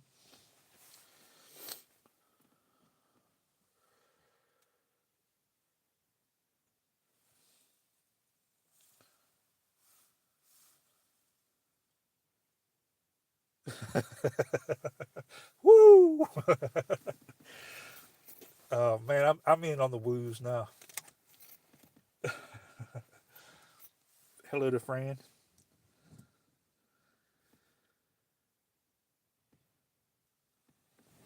Yeah, we're staying up late talking about eating Wheaties. Did you ever eat Wheaties, Fran?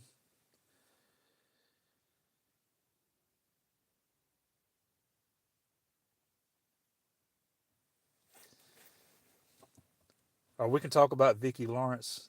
Um, I used to love watching Mama's Family.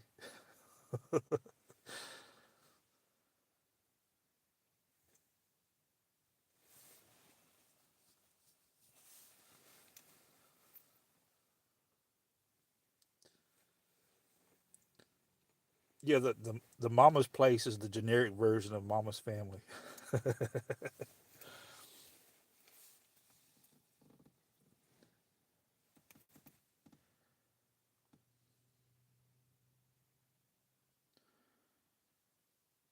Yeah, I was talking about store brand cereal earlier. I said sometimes it was Frosted Flakes, but sometimes it was the store brand or whatever. And you had to put sugar on that cardboard to make it taste better.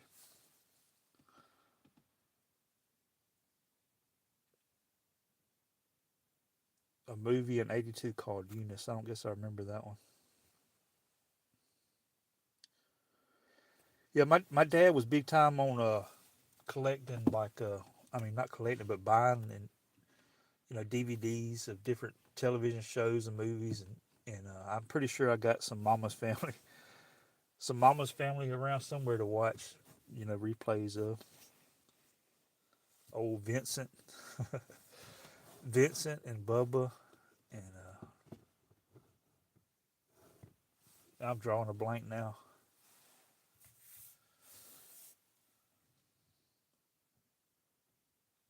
Remember them big shredded wheat? Yeah, I remember. I don't like them. To me, shredded wheat it was like bales of hay with like sugar sprinkled on top of bales of hay.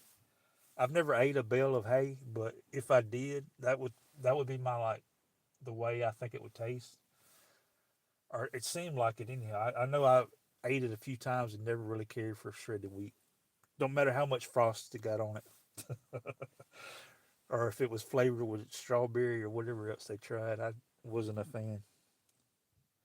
Yeah, I got Carol Burnett's autograph through the mail. I had I guess it was just one card with her picture on it, and she signed it. And then I sent her a Joker card, a playing card, Joker, since she's a comedian, and she signed the playing card, the Joker playing card for me as well. I got that back probably about 2 or 3 years ago, maybe four.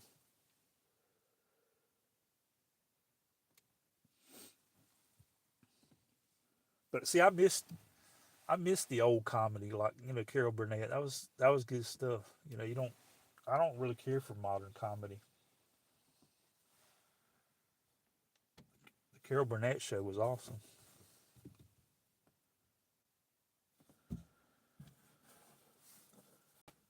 What was everybody's favorite cereal of all time?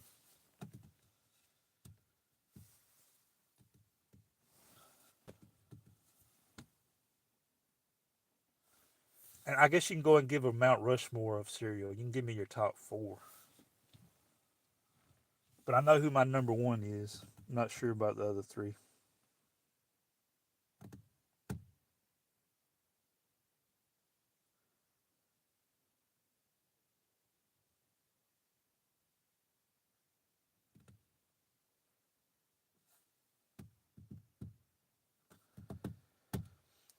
Favorites varied over the years. Yeah, that happens. Our taste buds change. What do they say? I forget how many ever so often taste buds change, but my taste buds have changed over the years. But My number one cereal has never changed. It's like ever since I had it for the first time, it's been my favorite ever since. Frankenberry. There's a throwback. Fran done gave my answer. Cinnamon Toast Crunch, hands down, is the number one on my Mount Rushmore. And I actually came up with a concoction that's pretty good. Um,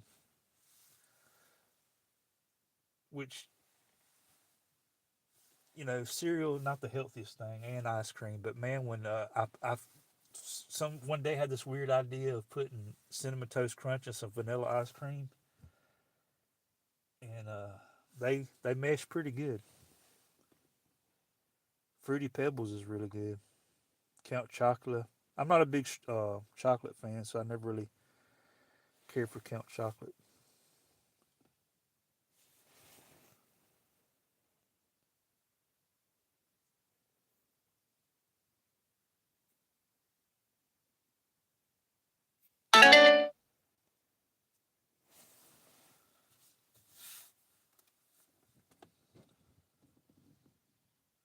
Yeah, why is that? The stuff that you consider the best is not the stuff that's best for you.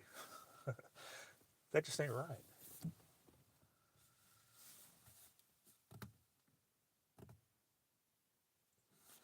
I may have asked. I don't know if y'all may not. Sometimes I can't remember who's in different chats, but I've asked this before. But if you've already heard it, I'm sorry. But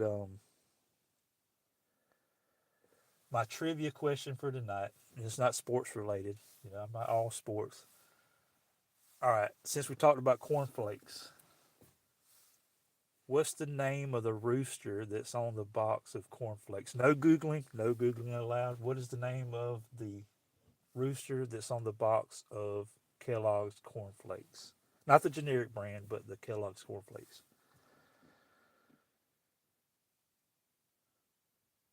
Mikey likes it. Yeah, I thought about. I started to say something about that. Mikey likes everything, which I'm pretty much a Mikey when it comes to food. There's very few foods I don't like, but mushrooms. Shout out to the National Park Princess. I'm not a fan of eating mushrooms. I believe they belong in the ground. Foghorn is a good answer, but it's not the right answer. And he does have a name. Yes.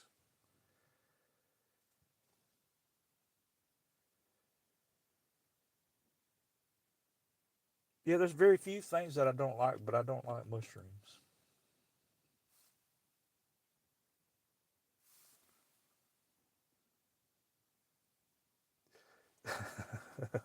I try to be a fun guy.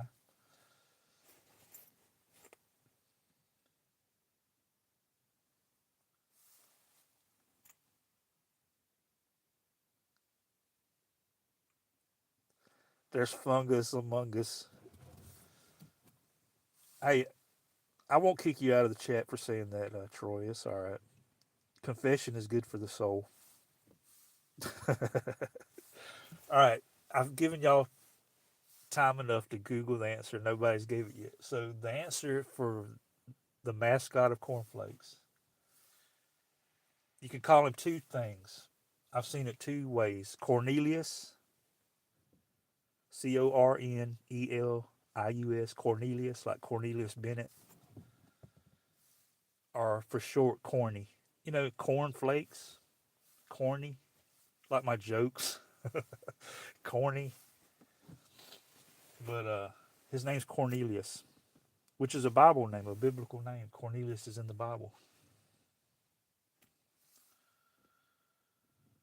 But if you didn't know that, you can't say that anymore. So if I ask that question again, I'm expecting y'all to answer it. And I do like to repeat myself. I have a problem with that sometimes.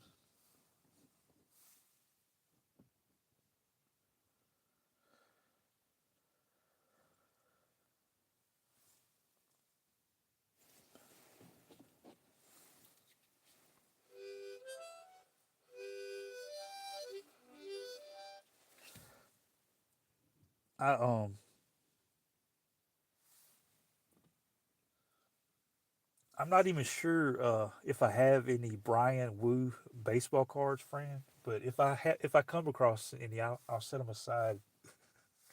You need some Brian Woos in your collection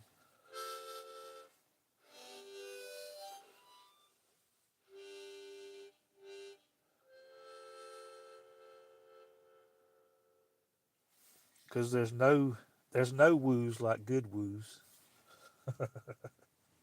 Start spreading the Woos. I'm happy today.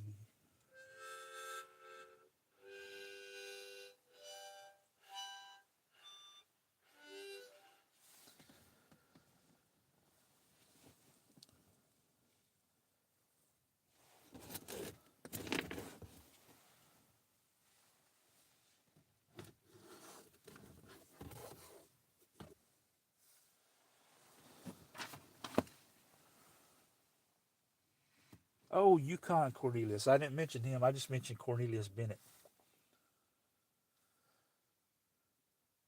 The Woo Queen. That's right. Ric Flair is the Woo King, and Fran is the Woo Queen.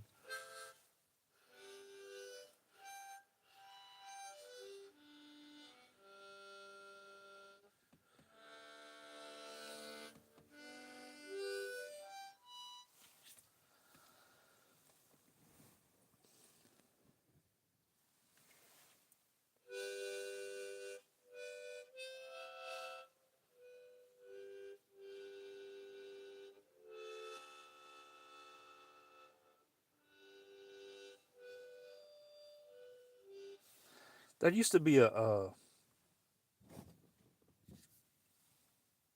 I don't have any wrestling autographs in my collection. Yeah, Yukon Cornelius is funny. How about you? Do you have any wrestling autographs? I see people get them from time to time. I don't. I have some old wrestling cards, but a lot of the wrestlers that I have, they've passed away, so can't get their autograph. That's that's the least, which it's debatable on whether wrestling is a sport or not. Is it sport? Is it acting? Uh, got to be careful there. You might offend people. Iron Sheik, that's cool. Oh, Ricky. Oh, that's cool. Honky Tonk Man.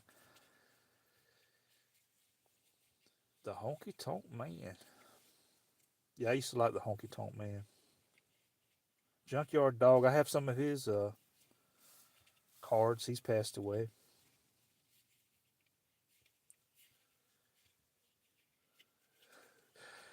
Todd woke up. Todd, I was talking about Roger Staubach and you was asleep. Now I guess you heard it, so you woke up.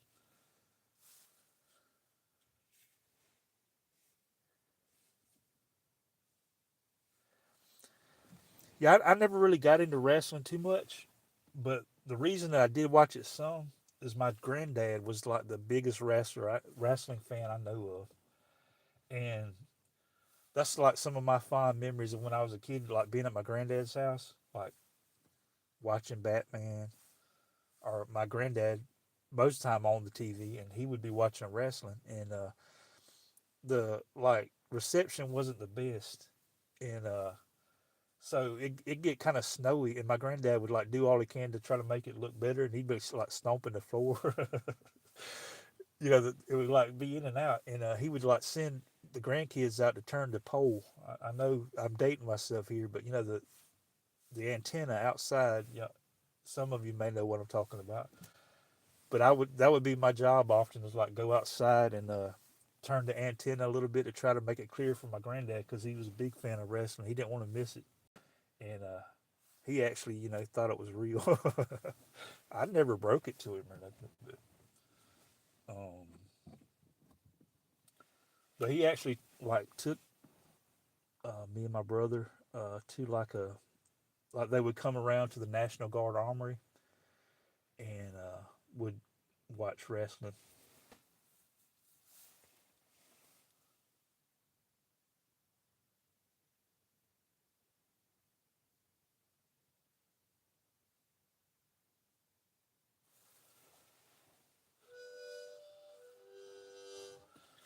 But I don't know. I don't know if y'all remember Roy Welch. I got to meet him. I remember that's the only wrestler I remember ever meeting was Roy Welch. Seems like I might have got his autograph now that I think about it. So he may be the only autograph I have.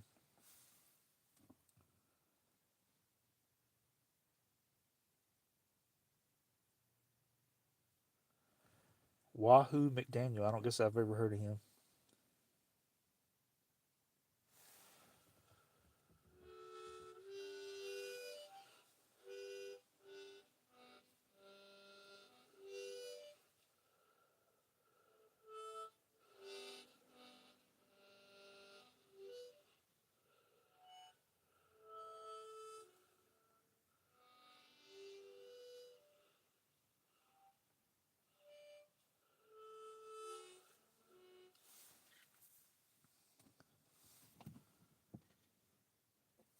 What's everybody's temperature? It's I know Clump's already stated his. It's 23 here.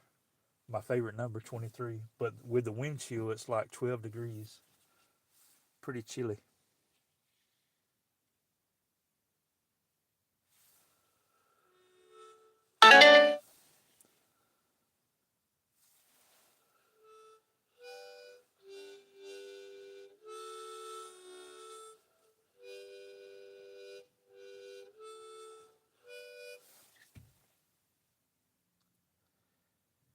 59.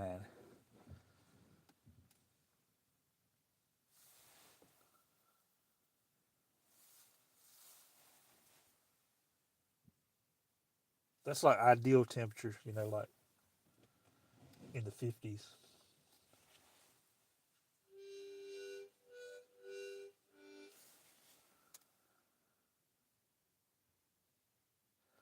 I showed on one of my, I went walking one day, and I don't remember why I took Junkyard Dog with me on my walks. I usually take somebody with me on my walks, cards and stuff. And one time I took the Junkyard Dog with me walking, but I can't remember the reason why I took him.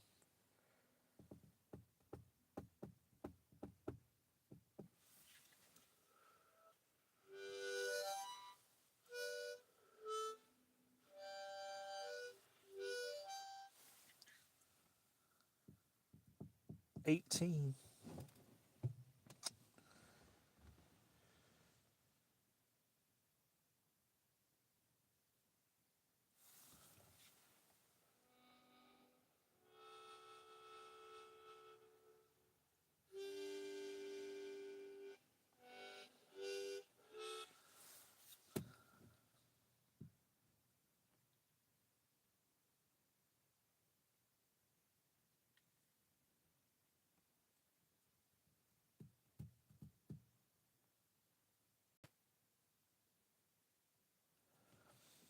Do you have any boxing autographs, Clump?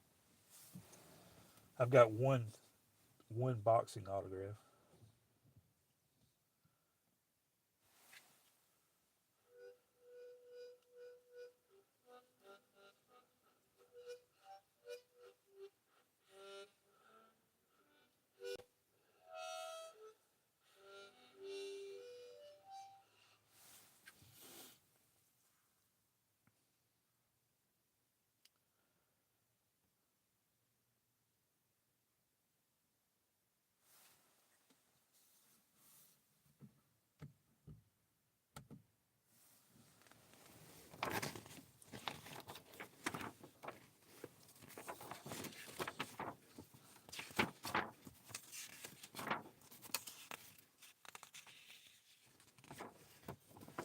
There you go, Todd. Shout out to Todd, the Cowboys fan.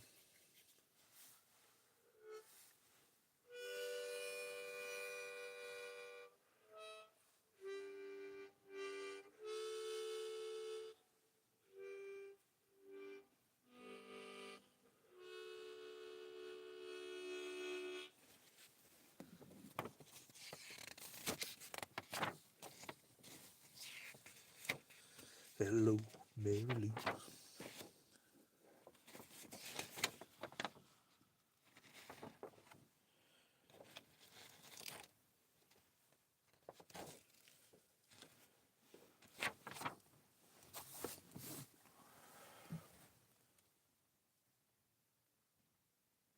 Yeah, I don't have any bowling autographs either, but I see people getting them. I don't think I even have any bowling cards that I know of.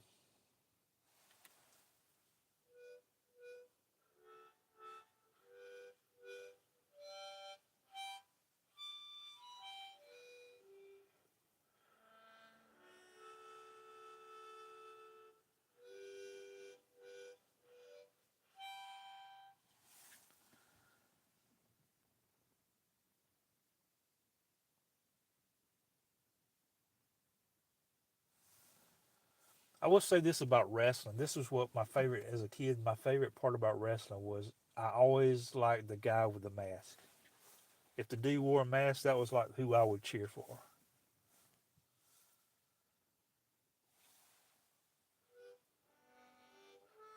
And it was really fun when like the other guy would like the original face. People talk about face reveal all the time on YouTube. The original face reveal, or one of the originals, is when like they would the opponent would rip the mask off the person from time to time.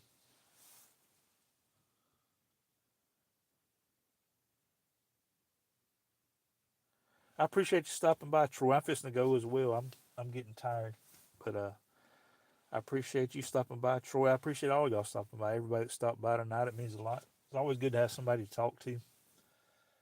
Um, you can't control the temperature outside, right? We can't do that, but we can control the temperature inside, like our hearts. And to me, I get encouragement from talking to people, and it's cool to talk about things we have in common, and even other things too. But I hope everybody has a great night. And my time is up. I thank you for yours. But I want to remind everybody that I love everybody. I don't hate anybody, and it's all because of somebody who died for me. But good night. God bless. Stay warm, stay safe, and I hope to see y'all again somewhere down the road. But y'all recharge those batteries, and I hope you have a great day tomorrow, Lord willing. Good night.